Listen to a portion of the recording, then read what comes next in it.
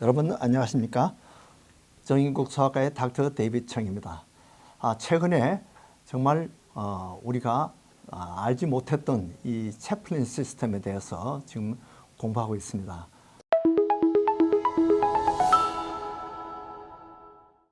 멀리 시카고에서 한인 원목협회에서 임원으로 일하고 계시는 최영수 목사님 모셨습니다.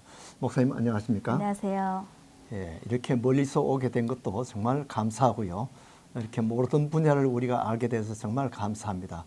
그래서 일반 우리가 사람들이 사실은 병원에 그런 채플린 시스템이 있는 것도 모르고, 그러나 우리가 병원에 입원을 했을 때 뭔가 우리가 영적으로 이렇게 서포트를 받고 싶을 때 보통 사람들이 어떻게 이용할 수 있는지요? 네. 보통 이제 병원에 입원하시면 채플린들이 환자 리스트를 보게 됩니다. 그래서 각 병동을 채플린들이 여러 명이 있거든요. 그래서 각자 나눠서 병동을 이렇게 환자들을 방문하게 되는데요. 보통 장기 입원한 사람들은 방문을 하지만 또 단기 입원한 사람들은 채플린이 있는지조차 이제 모르고 가시는 경우도 있는데, 그럴 경우에는 이제 스태프들에게, 간호사나 또 뭐 의사에게 자기가 이제 마음이 불안하거나 아니면 기도를 해줬으면 좋겠다거나 아니면 본인이 지금 이런 힘든 상황에 있으니까 자기의 이야기를 좀 누군가 들어줬으면 좋겠다 하는 그런 마음이 있으면 채플린을 불러달라고 요청을 하시면, 그러면 저희들이 언제든지 달려가고 있습니다. 그래서 입원한 환자들을 그냥 정기적으로 방문하는 경우도 있고, 또 환자가 채플린을 요청해서 방문하는 그런 경우도 있습니다. 네. 그래서 보통 사람들이 만약에 네. 보통 사실은 성도가 아닌 사람들도 네. 또 찾아오는 경우가 있겠죠? 네, 지금 입원한 환자들의 그 인종도 다양할 뿐만 아니라 종교도 다양하기 때문에요. 채플린들이 모든 환자를 방문하게 되고 다른 종교 사람들도 방문을 하게 됩니다. 그래서 채플린인 건 소개하고, 종교가 같은 경우에는 또 뭐 기도를 해달라고 한다든지, 또 성경책이 필요하다고 하면 또 성경책이나 또 읽을 책 같은 걸 갖다 주기도 하고요. 또 이야기를 들어주기도 합니다. 또 다른 종교인 사람들은 이제 채플린 필요 없다고 하는 경우도 있고, 종교가 다르지만 또 자기 이야기, 또 아픈 이야기, 그런 것들을 나누기를 원하는 사람들이 있기 때문에 종교와 상관없이 또 채플린을 환영하고 또 대화하는 그런 환자들도 있습니다.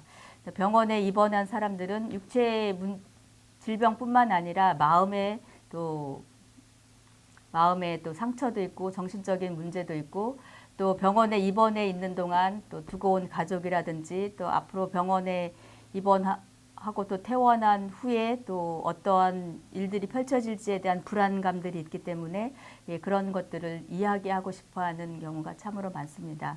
그래서 채플린들은 가서 들어주는 또 역할을 하게 됩니다.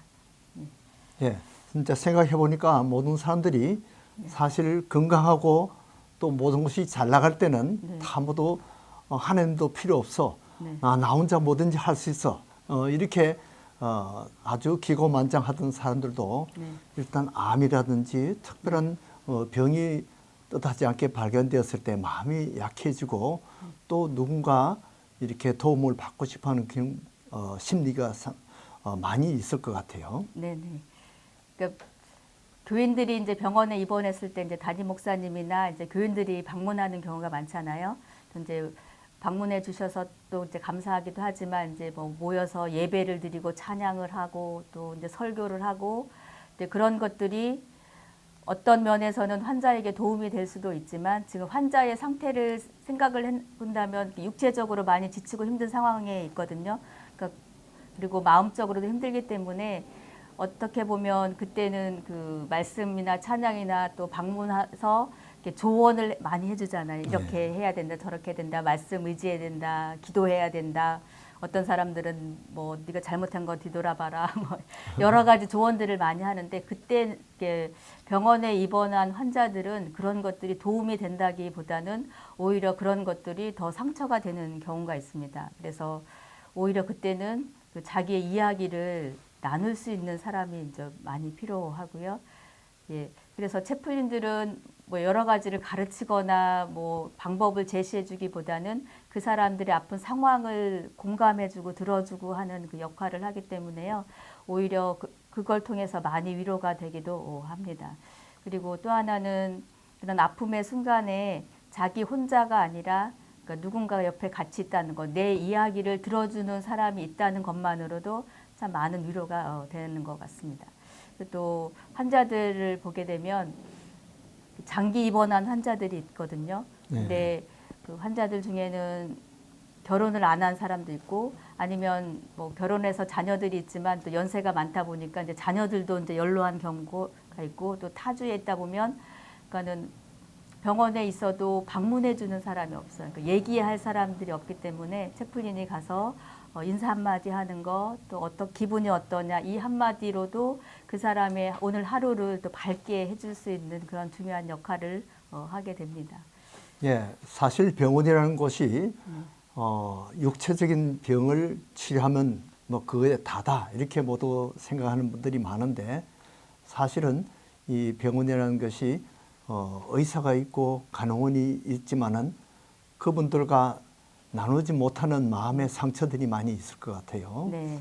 그런 것들을 어떻게 다듬어 주시는지요? 네네. 한 가지 예를 들면 그 제가 레지던트 할 때 경험했던 건데요. 이제 환자가 응급실로 이제 앰뷸런스를 타고 왔는데 도착해서 돌아가셨어요. 근데 이제 가족들은 앰뷸런스를 타지 않고 이제 자가용으로 왔기 때문에 늦게 도착을 했는데 이제 환자가 돌아가신지는 모르죠.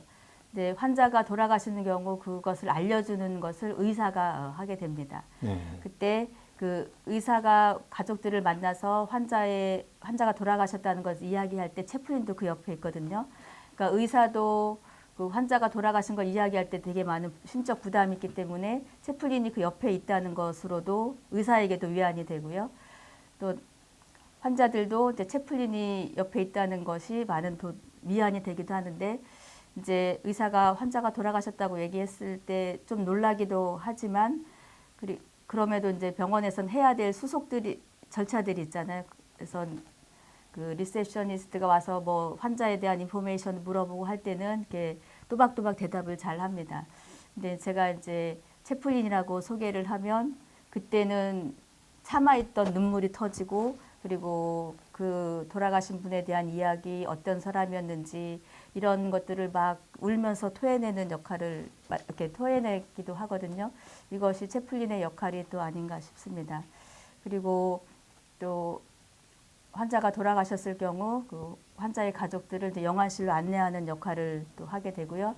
특히 제가 있는 군병원에서 환자가 돌아가셨을 경우는 이제 돌아가신 분이 군인이었기 때문에 그 관에다가 이제 미국 국기를 덮어 씌워서 이제 환송하는 그런 식을 하게 됩니다. 그럴 경우에 모든 그 병동에 있는 그 스태프들이 이제 떠나가는 관을 향해서 이제 묵례를 하고 존경을 표시를 하고 채플린이 이제 벨을 울리면서 이제 그 관이 영안실로 가는 것까지 이렇게 안내하는 그런 역할도 하고 있습니다.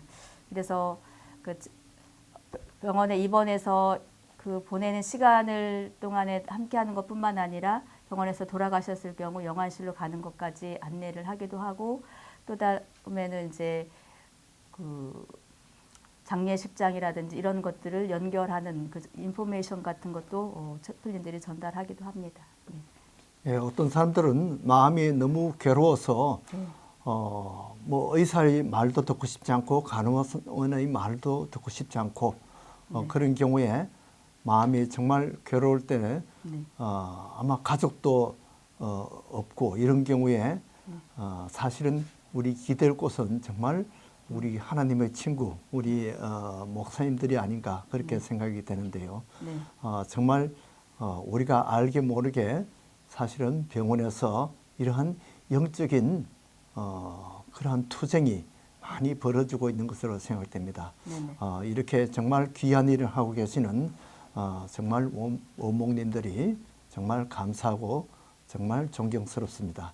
오늘 이렇게 좋은 정보를 우리에게 알려주셔서 정말 감사합니다. 네. 여러분들 가중에도 혹시 병원에 입원하거나 또 중요한 그런 병에 걸렸을 때 이 병원 안에도 바로 여러분들을 도와줄 수 있는 그러한 분들이 기다리고 계신다는 것을 기억하시고 여러분들이 함께 가족들이 함께 이렇게 도움을 받았으면 좋겠습니다. 오늘 이렇게 좋은 말씀 나누셔서 감사합니다. 감사합니다.